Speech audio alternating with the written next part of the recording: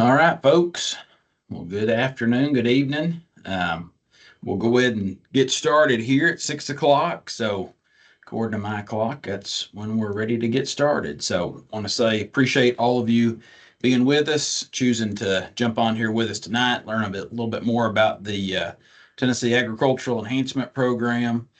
We've got a lot of information that we want to share with you, and also we have conducted one of these calls previously. We held one on the 26th, so a few days back.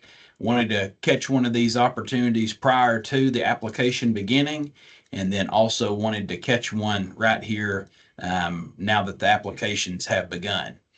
A couple of things to get started with that I wanted to bring to your attention.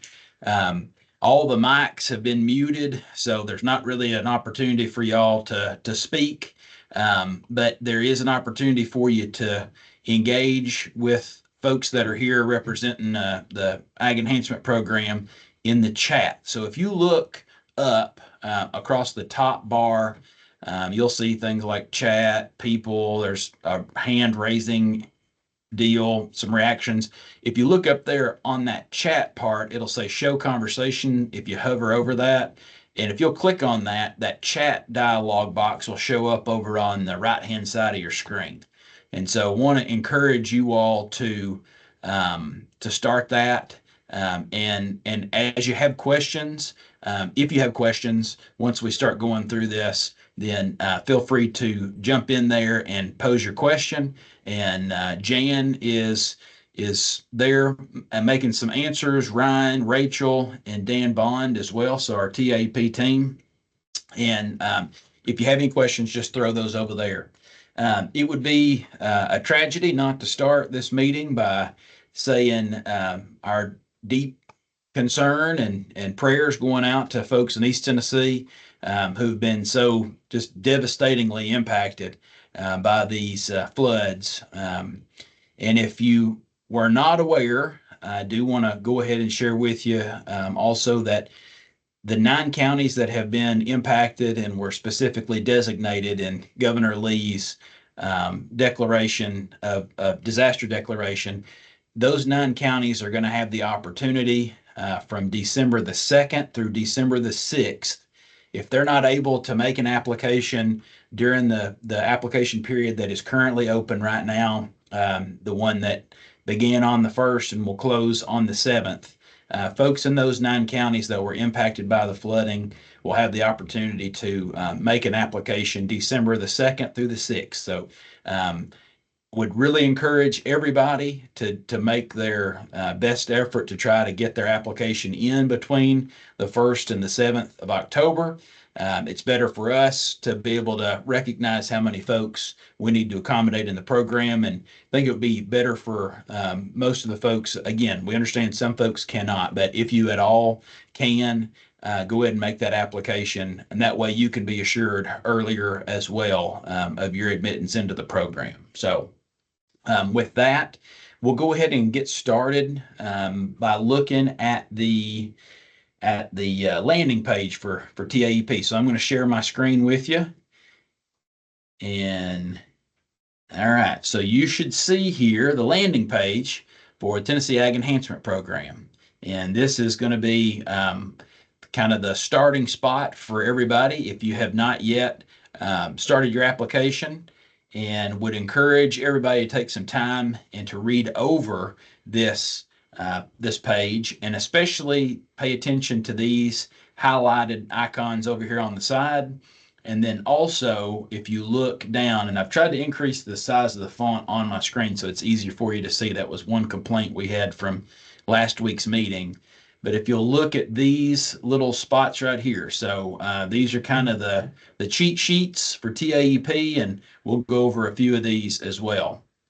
But in case there's any confusion, once you hit this landing page right here, this is actually how you go through the process of applying on TAEP, is to click on this big button right here, and that will take you to the application. And we're going to go through a real quick tutorial this evening as well on how to go through that application. But we're going to start up here with a little bit of an overview and talk about the TAEP program. I don't want to take anything for granted and assume that everybody knows exactly what TAEP is. But I'm going to start right here by clicking on this TAEP overview, and we'll just kind of start right here and look at what we're intending to do with the program. So Tennessee Agriculture Enhancement Program has been around for quite some time, almost 20 years now, which is hard for me to believe and may be hard for some of you all to believe as well. But it was begun as a cost share program and has remained a cost share program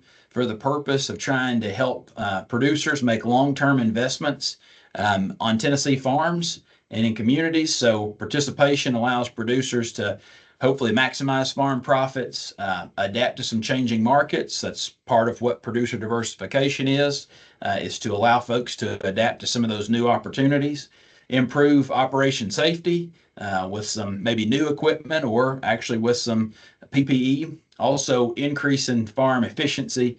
And also one of the goals is just to make a positive economic impact on local communities. The Department of Agriculture, and specifically the Division of Business Development that I have the opportunity to head up, really one of our main focus points is on trying to increase the economic opportunities for the distressed and at-risk counties across the state. And they're kind of scattered across the state. Many of you all, if you're in one of those counties, will recognize those terms. And we know that in every distressed and every at-risk county, there's two things that we can interact with, and that's farms and forests. And so that's part of what we're endeavoring to do here. And we think we've done a pretty good job. So if you look across this statistic here, about $267 million has been invested in almost 87,000 different producer projects from 2005 to 2023. And a study that we had from a couple years ago showed that for each dollar of investment, we had about $6.55 of impact in the local economy. And that's something that we're proud of, we take to heart.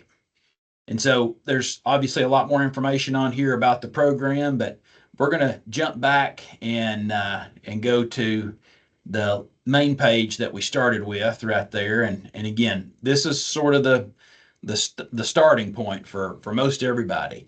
I would dare say that the answer to nearly every question you're going to have has been thought about. And as folks have posed questions to us, we've tried to adapt this page so that it can answer those questions we've thought of, common things that we hear from folks, concerns, common questions. And so a lot of the questions that have originated this year, we're going to click on this tab over here on the side, are some of the updates that many of you all have probably begun to hear about. That may be part of the reason why you're on the call with us tonight. And so we're going to kind of go through and talk about some of these updates to the 24-25 program. So I'm going to click on this cheat sheet right here, and it's going to give us most of the changes and some of the other information that we want to share with you all tonight. Probably the most important change that we have instituted between last year and this year is that we've gone to an all online application. And many of you all recognize this, and I will say we've been very surprised pleasantly with the number of applications that we have received, and it has been not startling, but it's been surprising the amount of applications that we had the first day and continue to have pretty high volume of application. So what that signals to me is that the online application process, although may be different for some folks, has not necessarily limited folks from being able to make an application with TAEP. We've tried to supply a lot of resources, and we'll talk about some of those resources specifically with Extension, with folks from Tennessee Department of Agriculture staff, actually passed information along to local libraries as well across the state, so that if you need help making an application, we've got those resources available out there to help you with that process. I'm going to go over briefly tonight how to start an email or to actually create an email address if that's something that is of a concern to you as well. So again, all online application, all the indications that we have so far kind of imply that it looks like this has been a process that's been pretty easy for a lot of folks to navigate. Along with that online application only, there's really, kind of three center pieces to that we really want to encourage folks to make sure that they have lined up. Obviously, an email address is going to be something that's going to be really important. And not only just to have the email address, but to have the email account that you can go to and that you can receive information from the department, and that you can also communicate back to us through that email address as well. So, one of the ways that you can be assured of the fact that your application has been received once you apply online is that you'll actually receive an email that will come to you on whatever the email address is that you've supplied, and you can be assured of the fact that that confirmation is showing, hey, I obviously got my application in. And if you have any questions, you can respond back to that email as well. Obviously, you're going to need internet access. Everybody that's on the call with us tonight obviously has that, or you wouldn't be on here, and an electronic device. But those are things that, even if you are not going to struggle with that, if you have friends or family or other folks that you're aware of, if you can help folks and talk them through that process, obviously you all are joining an online meeting, so you're somewhat techie. We would ask that you help folks with that process if that's something that you are capable of helping somebody else with. We do have a couple of changes that we want to talk to you about this evening. Part of that is the educational requirements. In times past, Tennessee Ag Enhancement Program has allowed producers to choose to go down a path of 50% reimbursement with a master certification or an equivalency, or to go down the path of a 35% cost share reimbursement and no education required. Well, for this particular program year and moving into the future, there is going to be a requirement for you to have gotten some kind of education relative to the project that you're wanting to work on. And we can show you some of those opportunities that are available as well. We'll touch on that. But that is a change. It's really not a huge change because the vast majority of TAEP applicants were already getting a master certification or one of the other opportunities that would suffice for the master certification in some cases. But what we've recognized is that folks don't really seem to mind the masters that much and actually garner a lot of very positive feedback from those opportunities. What we've tried to do throughout time is to change and evolve those master's programs, add new programs, and I do think that it's important for us to brag on Extension and say thanks to them for helping to see the value in supplying these master's courses, changing those, making those, continuing to keep those relevant, and adding in new programs so that you don't have to. And some of you all probably say, man, I've been through Master Beef like 3 or 4 times now. Well, we're trying to add on new opportunities so that you can basically, learn some new skills and get some more education through this process. Speaking of Master Beef, one thing that is also a change this year is that many of you all will remember that BQA was required.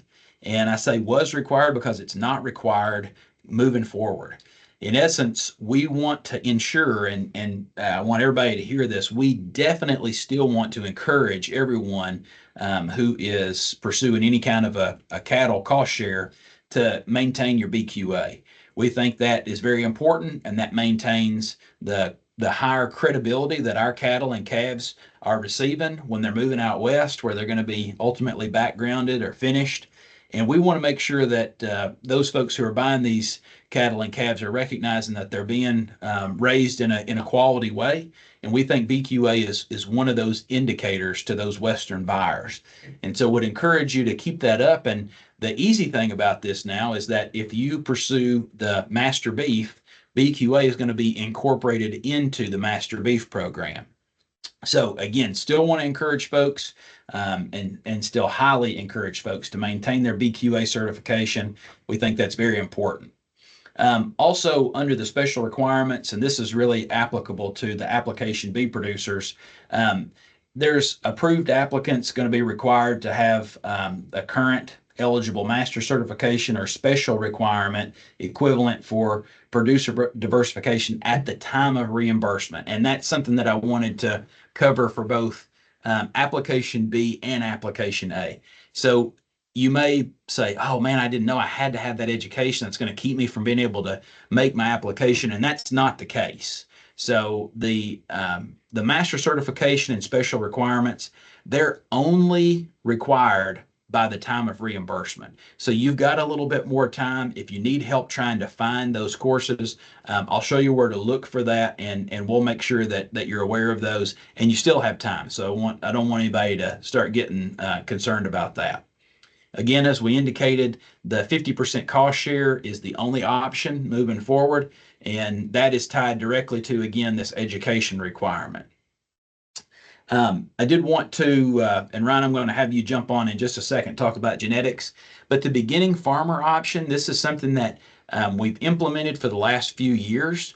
I would really encourage you, if you think, I think I'm probably going to qualify as a beginning farmer, is to look into the specifics here on the website about what qualifies as a beginning farmer option. There are some limitations. So the beginning farmer option lowers the threshold, so the number of head of cattle or sheep or goats that you have, and there are some other changes as well. But that being a beginning farmer again lowers those thresholds, but it does limit beginning producers to two programs, so genetics or livestock equipment. So row crop is no longer available under the beginning farmer option just because we literally had, single digits of participation over the last couple of years. And so did want to share that with you. Ryan, I'm going to have you jump on and talk a little bit about genetics here for a second as well.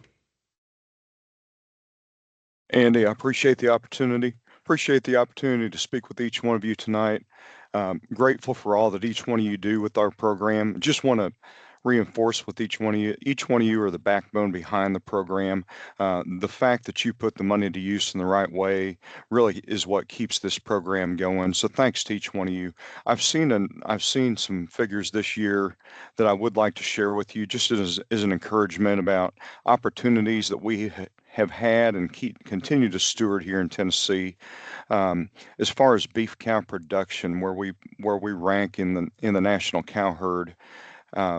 We're number 13 as far as beef cattle production goes, but when you boil it down and look at it on a beef cows per square mile, in a density type number, we're number 5 in the nation. So hats off to each one of you. You do a great job with what you're doing, and I think, as Andy's kind of alluded to, we sure don't want to take our feet off the gas. We're making some great progress, and we want to continue on that. So we appreciate y'all being all in with us on this.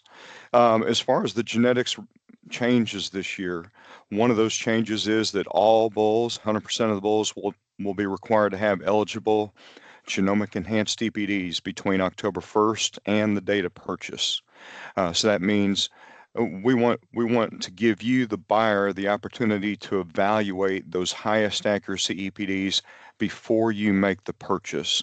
Reason being, we had a lot of lower accuracy EPDs before that people were transacting on, and once they got the genomics after the fact, it was not uncommon to see that yearling weight fall, say 30 pounds on some of these bulls. Well, we all know that that's a completely different animal than what you intended to purchase. So this is a buyer protection type thing, and we hope that it's going to be a good thing for each one of you. All bulls, 100% of the bulls, will be reimbursed 50%, subject to the $2,000 max. Bulls must qualify under one of two bull type options, either a balanced trait maternal or a carcass merit terminal. And that has been simplified a little bit. We were 3 bull types before. You might notice that we don't have that Cavanese bull type anymore. We should still be able to qualify 99 to 100% of the same bulls. there were just between 0 and 1% that only qualified under that Cabanese bull type. My EPD committee helps me to get together the CED that you would want to look for. We just publish it on a suggested basis now if you're still breeding quite a few heifers. So if you're going to be breeding 10 to 20 heifers, go ahead and still look on that requirements page, but it's just going to be on a suggested basis. And that'll still be the same CED that'll be required for the service sire on the bred beef heifers. Likewise, going to the requirement on genomic enhanced EPDs really lines up with these two bull types. On the maternal balanced trait maternal bulls, that really ties in with the index, which is one of the new selection criteria. If you're looking at a maternal index, it gives you the opportunity to look at 6 to 8 different traits all indexed into one kind of maternal value to tell you, hey, is this bull going to leave me some good daughters? If you're raising your own daughters, take a look at that balanced trait maternal bull type. Likewise, if you're breeding all mature cows and just want to maximize pounds and performance, take a look at your carcass merit terminal bull. That'll be the best one there. Once again, bulls that don't meet eligibility requirements between October 1st and the date of purchase will be denied cost share reimbursement, and the ball is in your court. Buyers must communicate with seller prior to purchasing to ensure bull meets all TAP eligibility requirements. Kind of boots on the ground way to do that. There's a lot of good breeders out there who are going to put together really a turnkey reimbursement for you. I would sit down over the coffee table or kitchen table with them and ask them to be ready to hand all that over to you, go through that documentation before you hand them the check. But best luck to you, and happy bull buying season. Thank you all. Thank you, Ryan. And we do have obviously some changes there within genetics, within hay equipment. And something I do want to note is that if you hadn't noticed, we do have hay equipment and hay storage available both on this same application. In times past, many of you all know we've gone back and forth between hay storage and hay equipment. With hay equipment, the major change is the minimum requirements. So instead of head of cattle or sheep and goats, the minimum requirement is singularly now is at least 100 acres of hay production, first cutting only. So if you're cutting 40 acres 3 times, that is not qualifying. It has to be at least 100 acres, single cut. Acreage can be owned or leased, but it has to be in Tennessee. And also, applicants may be required to list the location of acres at the time of reimbursement if there's any question about whether that operation is gonna be eligible or not. So that's just some major changes there that we do want to make you aware of. Also, for hay storage, lifetime limit of 3 reimbursements is still in place. We're hoping that maybe throughout time we can increase that, but for right now it still remains at 3 reimbursements. One of the major changes with hay storage is that we're only cost sharing on standalone center structures. So additions in the form of side sheds or extensions in length are not eligible. So do want to make sure that you also see that the minimum size is 1,200 square feet. Does have to have a 14-foot eave height as well. So there's, again, with hay equipment and hay storage, some changes. So if those are programs that you have interest in, I'd ask that you read the fine details, just make sure. Also with herd health, not a whole lot of changes here, but again, this is a lifetime limit of 3 reimbursements, and herd health is paid reimbursements based on per head amount and per item. So there's a list of eligible expenses associated with working that calf or that cow, and then you add those cumulatively for the services that have been applied to those animals. We do have with livestock equipment what I think is probably a pretty exciting addition for a lot of folks, and that is a rotary cutter or pasture clipper. So one of the tools that I think is probably the most indispensable pasture management tools. as long as you're getting some rain. But that has been added into livestock equipment. There is a minimum of an 8 foot cutter that has to be required in this process, and that also is not for like a finish mower. That is for a rotary cutter or like a pasture clipper. Also under livestock equipment, gates, there's an additional purchase now of 3 of those. And then also corral panels, minimum of 10 for a purchase. If you're going to make a corral, you're going to need at least 10 panels probably. And we also are trying to make sure that those are heavy duty panels and not some of the really, really lightweight panels that we know are out there on the market. Also, we added the title, or excuse me, added a livestock trailer last year, and just some specifics related to titling. Wanted to make sure that there are some title requirements. It's a livestock trailer, 16-foot minimum. At least one cut gate must be titled, not necessarily tagged, in the applicant's name at the time of reimbursement. So just make sure you look through that if that's one of the programs that you're interested in. Want to be mindful of those changes. Also, with livestock solutions, we did make a change for the no-till pasture drill. We had some folks from East Tennessee say, hey, a 10-foot drill is really difficult for us to maneuver on some of the mountain roads that we're going in and out of. And as a kid that was raised in East Tennessee, I can completely understand that and appreciate that. So we've reduced the minimum requirement from 10 foot to 8 foot, but the drill must have a serial number on it to be eligible.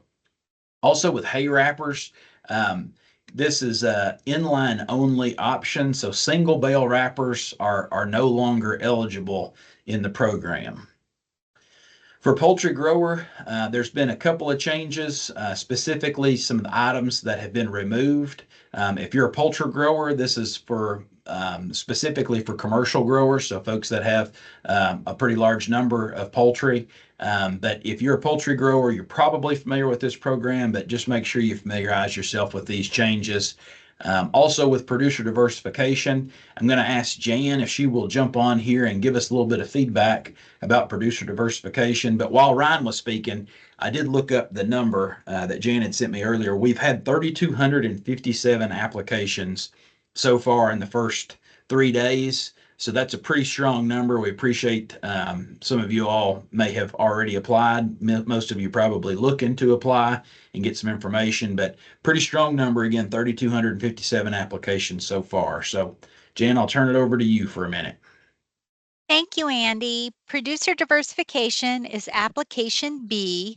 This particular program is competitive evaluation. It's evaluated by sector. There are 6 sectors involved in producer diversification. There's agritourism, fruit and vegetable, honeybee, horticulture, organic, and value-added products. This program does require you to do some homework. Due to the proposal, you have some narrative questions to respond to, and also it does require that you research your project and provide written cost share quotes. On the producer diversification overview page is where you will find the worksheet for the proposal, and it's recommended that you prepare your proposal responses within the worksheet and save it electronically so that you can easily just copy and paste your responses into the online application. As far as the written cost quotes, it's recommended to save those to your computer, preferably in the format of like a PDF that's easy to upload into the online application. So the biggest change for producer diversification this program cycle is the online application. So those of you that have participated previously within producer diversification, you're familiar with the homework aspect of producer diversification, but there's definitely the new procedure to submit your application. So far, things have gone well for that. So the main thing is just allow yourself an uninterrupted period of time to do that where you do not have any distractions. operations, and just know that the system does not allow you to save your work, and there's about a 2-hour window in which to submit your application. In regards to producer diversification, this program offers a lot of opportunity, and because it's kind of broad in scope in the sense that it's impossible for us to list all the eligible projects or all the ineligible projects, it often requires you to reach out to our staff to have a conversation in regards to your project plans. So there is still time to do that if you're curious about the program and think it might work well for your operations. So never hesitate to give us a call. Thank you, Andy. Thank you, Jan, and should say thanks to Jan and all the TAEP staff. They've been working hard over the last several weeks, actually the last several months, to try to get prepared for this application period. So thank you as well. Under row crop solutions, a couple other changes that want to make folks aware of. Again, kind of with the reduction in the no-till pasture drill that was available earlier, we've also seen a reduction this year from a 15-foot minimum to a 12-foot minimum, specific to the row crop solutions program. And this, again, this drill must have a serial number on it. For transport augers, we've eliminated the used transport augers, so it's only available as a new equipment option for a transport auger. And we've also removed the GPS receivers. So had some changes there, and it's been hard to keep some of those GPS units within the verification requirement of 5 years, because oftentimes that technology is changing and moving. So that's one of the changes made there.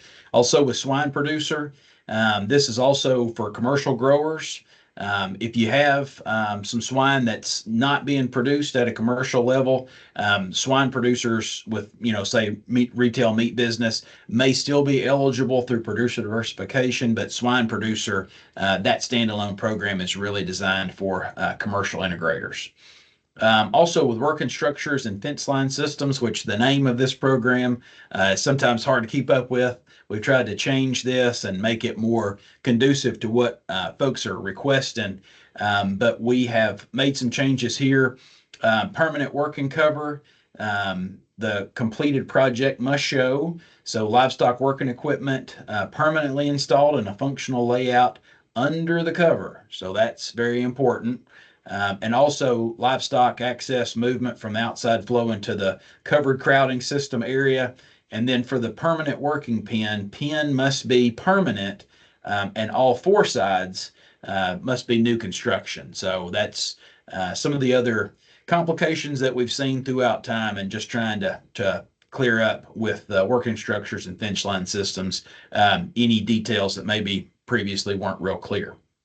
So we're going to go back up here to our where we started. So these were the updates that we looked over. Do want to go through here and also give a couple other different updates. So when we look at this application A and application B, obviously 2 very different applications, a lot of similarity between the two, but just make sure that you, again, I would encourage you to come to the website, take a look. You can see down here all these different producer programs. You can read about each one of them and see which one's going to be the best fit for you, preferably before you apply. Do want to talk about applicant eligibility. This is one that, is just something that we feel compelled to cover with folks. And so under application A, citizenship. So applicant must be a citizen of the United States or lawfully present. For age, applicant needs to be at least 18 years old at the time of application. It is a requirement to have a Tennessee residency, and there's documentation that can be provided if there's any question about the residency. Also with the IRS Schedule F, this is something that is a requirement. Applicants must have filed a Schedule F within the last 2 years. So in this case, 2022, 2023. Farm participation. So applicants must be operating a farm in Tennessee. And so to operate, means that you're going to share in the expenses, the profits, and also be a part of the active management of the farm production. One of the issues that we have sometimes is um, it seems that we have, maybe members of the same family claiming the same farm assets or some of the farms, maybe livestock, things of that nature. Want to be clear that only one individual involved in the farm operation can apply for TAP in the application A.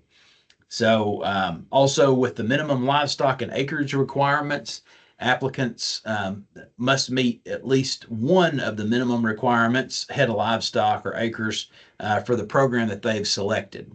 And so we do have, folks from time to time who just say, hey, I kind of get overwhelmed by all the information. And so if you look under this application A, and it gives you some quick references, one of the best parts on here is just the minimum livestock or acreage requirements for the eligible programs. And so you can look down through here and again, so say for dairy solutions. So cattle here at 30 head, goats and sheep at 50 head, I'm going to be eligible for dairy solutions.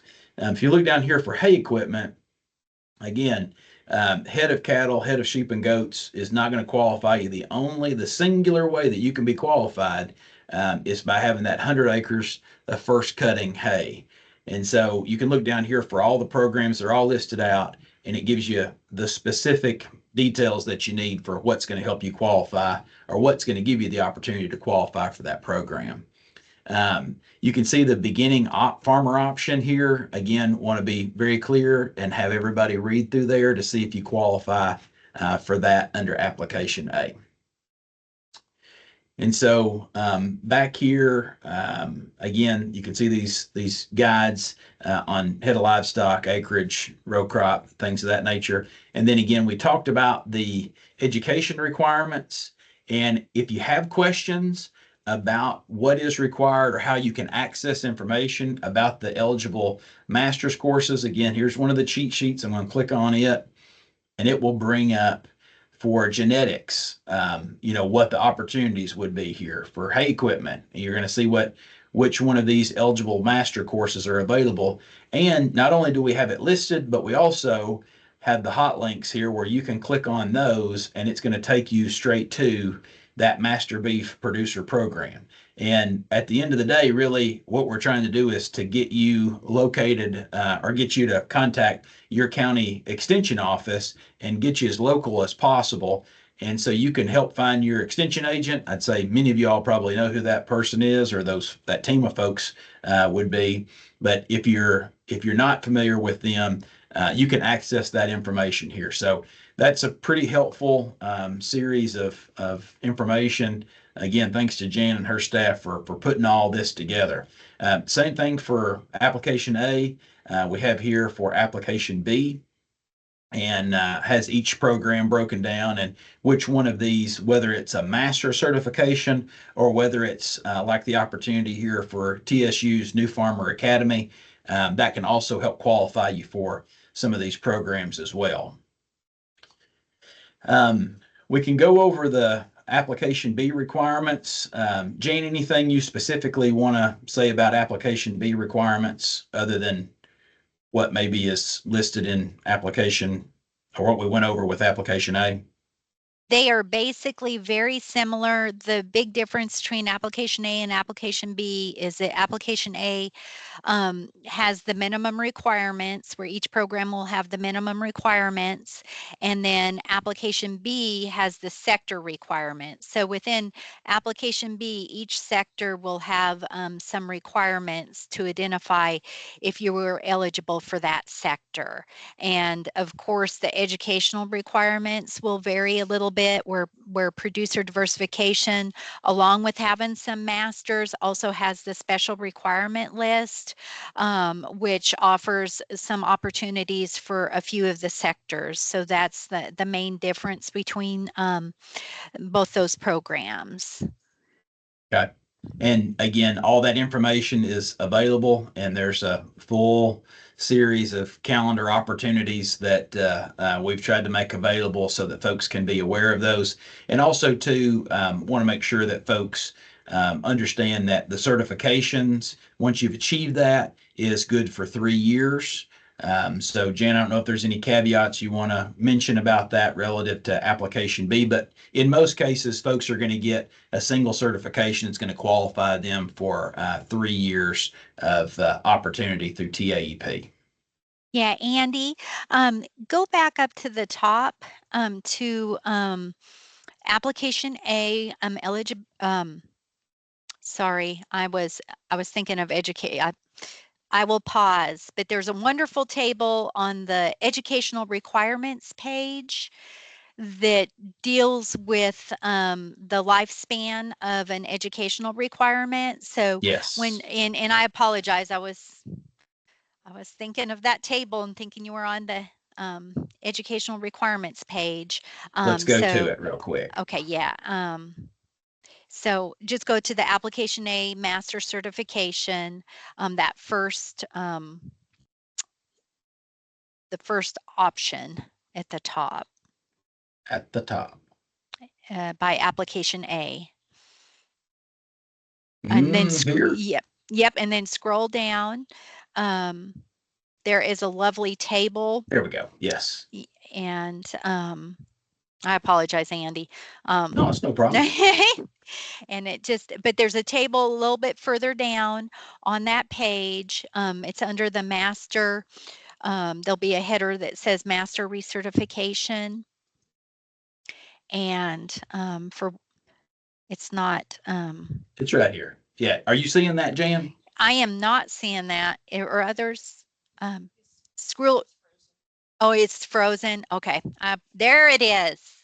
This is a wonderful reference for everybody because it shows, so basically for this upcoming program cycle, any certificate issued January 21 or January 1st of 2021 or after will be eligible for this year's program cycle. So it just shows that if you have, like next year, if you earn a master's certificate in 2025, it's going to be good all the way through 2028, 2029. So it's a good reference just if you are ever curious about the year of your certificate and what year it'll be eligible for TAP purposes. This is a great cheat sheet to be aware of.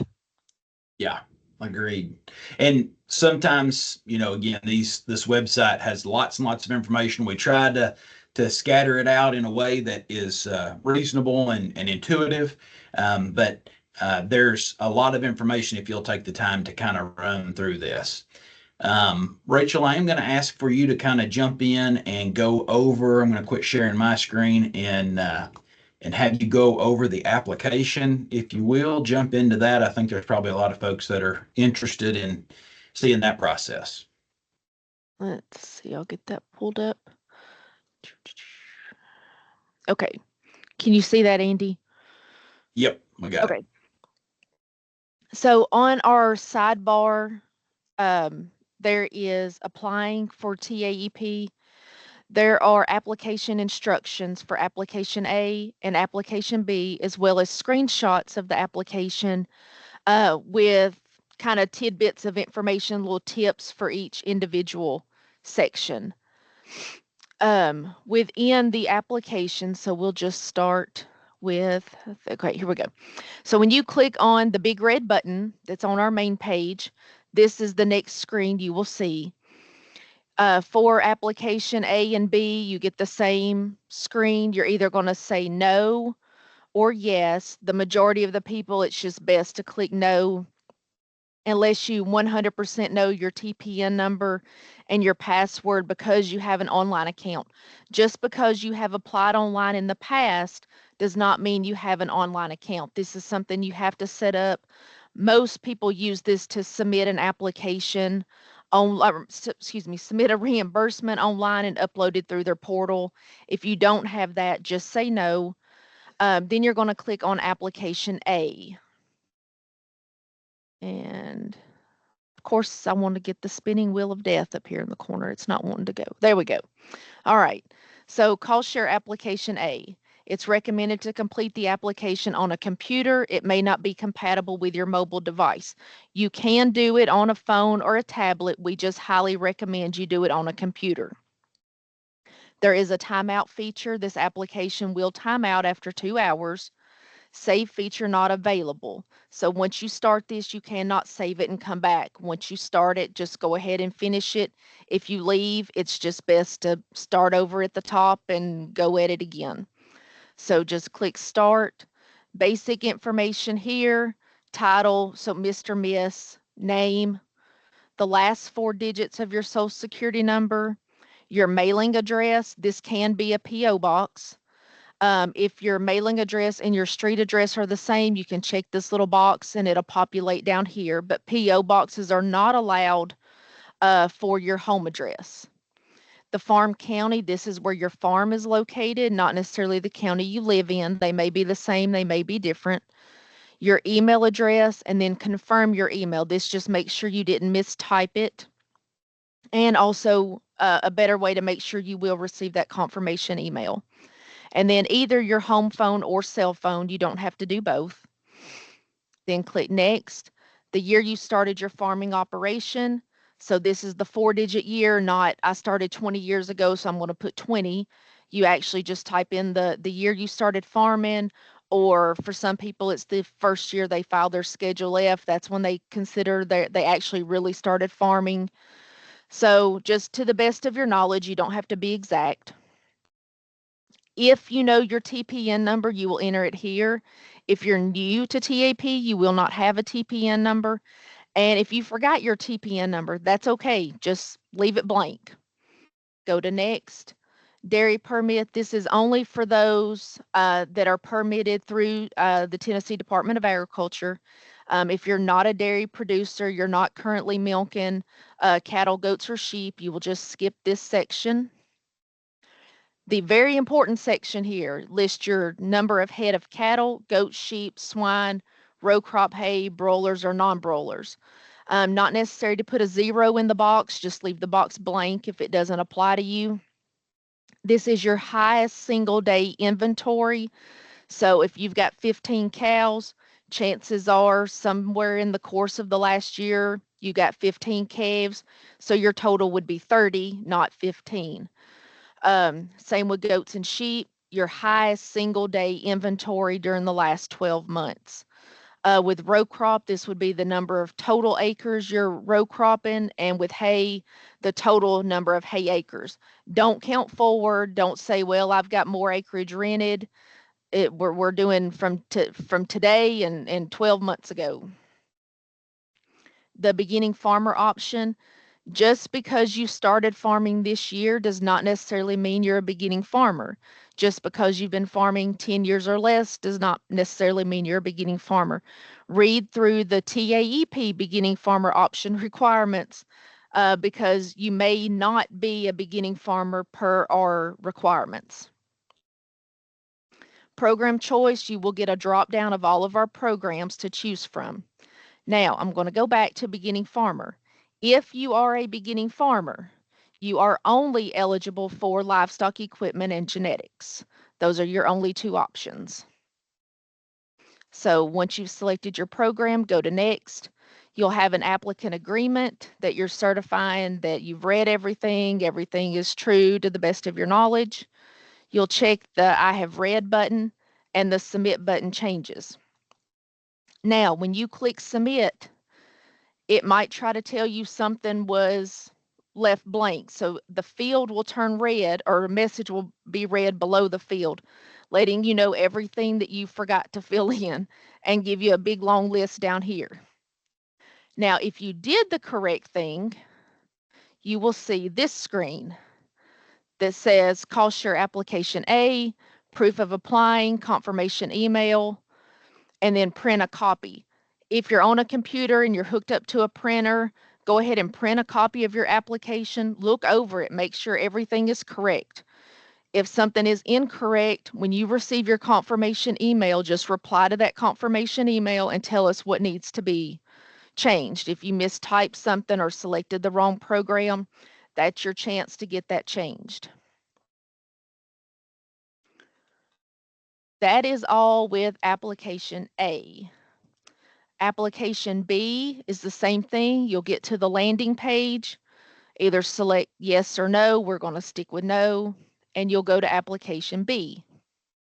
Same thing, important. It's recommended to complete this on a computer. The application will time out after 2 hours and your work cannot be saved. This section is exactly the same: name, address, phone number, email, farming history, your TPN number. If you don't know it, leave it blank. Industry sector. So just check or put the little cursor in the box that best fits your operation. And then if you've had any previous involvement with the department, either with TAP, the Ag Enterprise Fund, or Ag Track, if you haven't, just leave those blank. Then the most important part of application B is your proposal. We do have a proposal worksheet that's within the application B information on our main page. It's a Word document. You're recommended to download that, complete it, save it, and then copy and paste those answers into the application. We don't recommend just sitting down and start typing away. Heaven forbid you lose power, or you get a phone call and you lose this screen, then you have to go back and retype everything in. It's best to use that worksheet to help you fill this out. Let's see, then you will upload your cost quotes. So you'll just click choose file, grab that file from your computer and select those.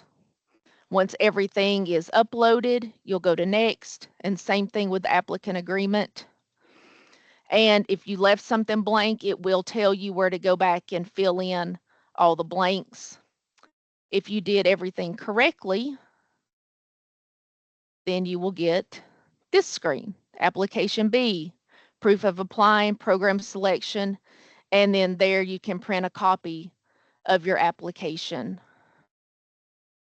And I believe that concludes my turn. So Andy, I'll turn it back to you. Got it. I will share my screen here as well. Let me get on to the next spot we want to talk about here. All right, so for verification requirements, so something that many of you all, if you've been a part of TAP for quite some time, you understand that the verification part of TAP is something that we take seriously, and we just want to make sure that we share with you what the expectations are. In essence, these cost share programs that we offer, we anticipate they're going to be in continuous use for 5 years. And so just want to recognize that, life changes. We understand things happen from time to time. If you think there's an issue with you being able to deploy this piece of equipment or the livestock or whatever else for that length of time, we would encourage you to reach out to us. We do have the opportunity to arrange site visits, and folks are randomly selected each year to have a site visit.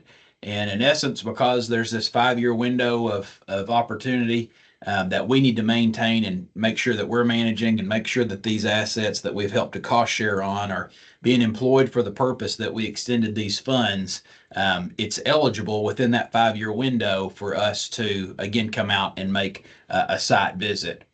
So failure to comply with, all these aspects obviously can result in some not so great things. So denial of applicant approval, denial of reimbursement, repayment of cost share funds if they were extended in some kind of a, misleading, false, fraudulent way, something like that.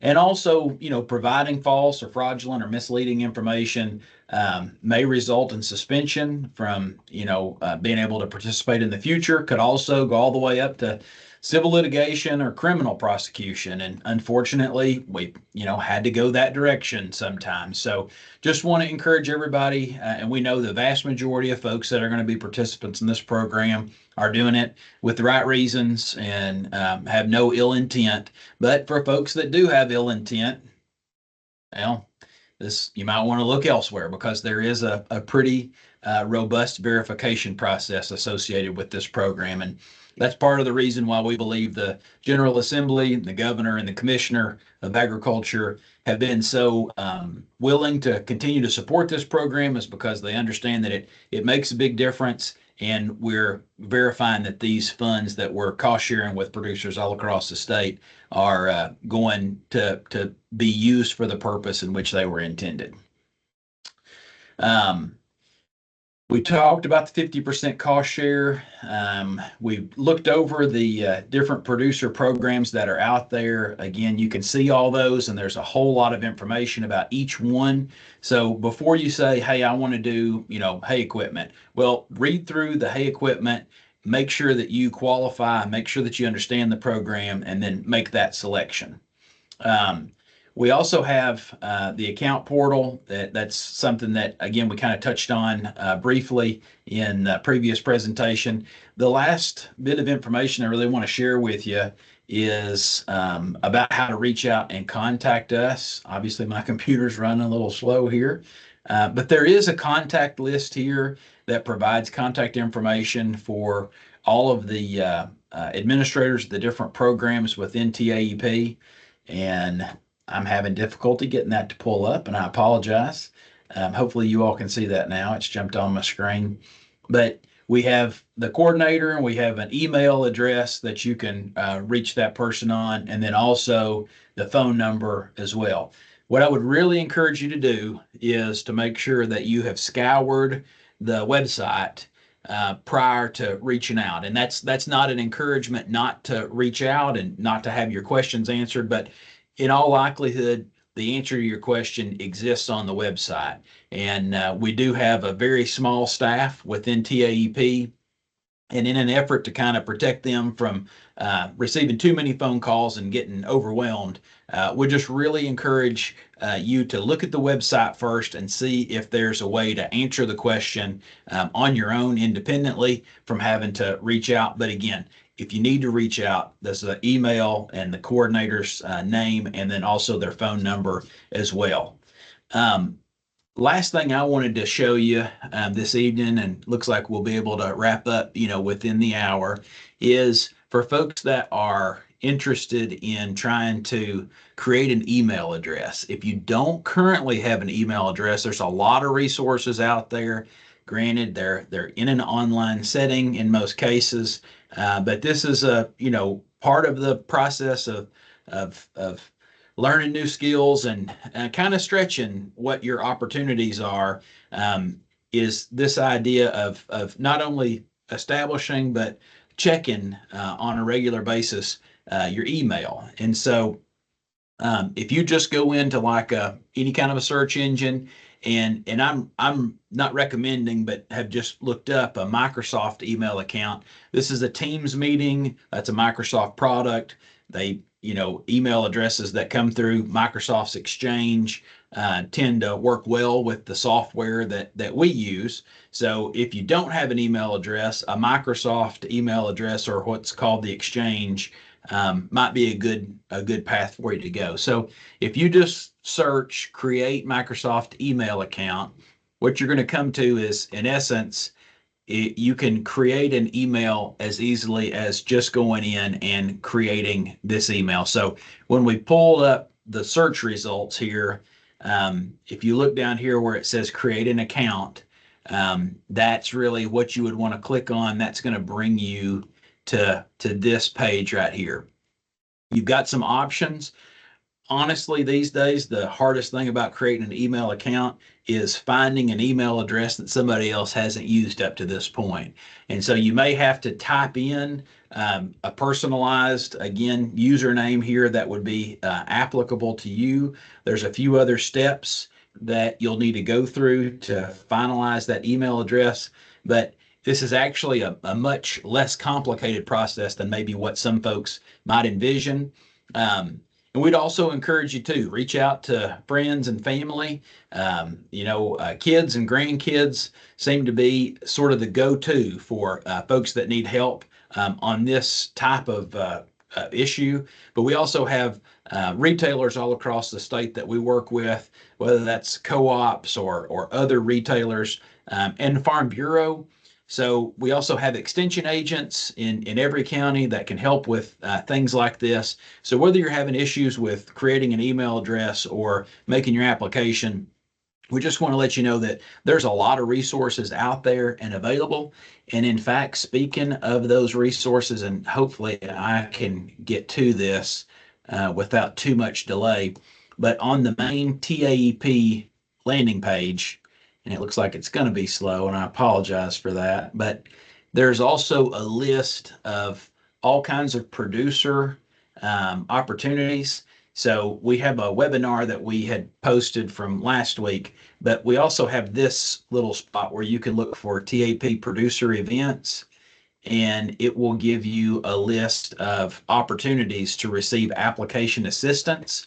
So what you can see is we've got several of these engagements, and some of these from East Tennessee obviously had to be canceled, but you can see that there's still ongoing activities even tonight. So Davidson County, Bedford County, Giles County, Hawkins County, Johnson County, Lincoln County, Marshall County. So all of these events are taking place tonight, pretty much while most of this meeting's been going on. But you can see there are lots of engagements going all the way through the last day of the application. So just want to bring this to your attention. If you feel like you're going to need help with the application, we've tried to make, again, a list of those opportunities available to you. So with that, I believe that we have kind of accomplished the goals of what we wanted to get across with you folks tonight. Appreciate you joining us. And as we did last time around, we're going to probably hang on here for a few minutes and allow folks to ask any questions that they maybe have not been able to ask up to this point. But really, that kind of brings us to the conclusion of the presentation for this evening. And again, appreciate you all sticking with us. And if you have questions, again, try to look at the website. If you can't find your answer there, feel free to reach out to us. And we appreciate y'all very much. And you all are the stars of the show. We wouldn't have a great program if we didn't have producers like you. So I want to extend our appreciation to you and to all the folks that were impacted in East Tennessee. Again, our hearts go out to you. We're praying for you, wishing you well. So with that, I Hey, think Andy, we I'd have, like to yes, ma'am. say I'd like to say something before everybody starts jumping off. Um, the application period does end Monday at 11:59 p.m. Central Time. However, we are a staff of 4 and we do not offer 24-hour text service help. So please apply as soon as possible. If you need Mhm. assistance, we're in the office until 4:30 Central Time on Monday. So please try to reach out to us before that. If you try filling out the application after 4:30 Monday, we're not going to be around to offer any assistance. That's a good point, Rachel. So yeah, we just again encourage everybody to apply as early as you can. And I'd say most of the folks on this call are obviously you're paying attention and engaged, and hopefully you can get that accomplished. Encourage friends and family as well if you know they're going to apply to do that same thing. Thank y'all very much. We're going to hang on here and answer any questions that show up in the chat. So thank y'all very much.